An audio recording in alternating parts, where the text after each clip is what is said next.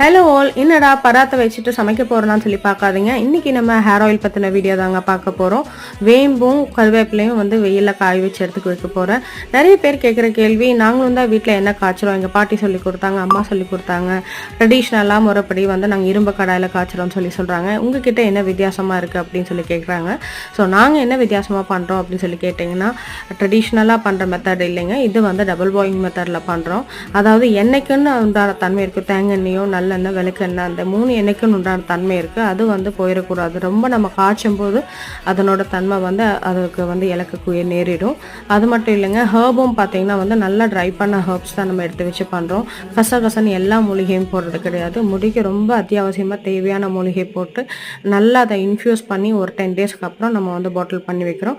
கூடவே rosemary essential ஆயிலும் கண்டிப்பாக சேர்த்துறோம்.